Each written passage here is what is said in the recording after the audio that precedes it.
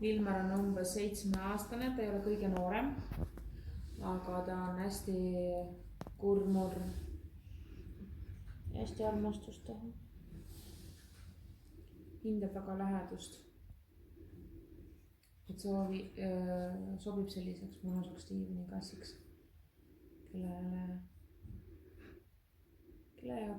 inimesele, kelle jaoks oleks loom ja kass midagi enamat kodus kui lihtsalt loom, kes kõnnib oma tee, kes elab oma elu.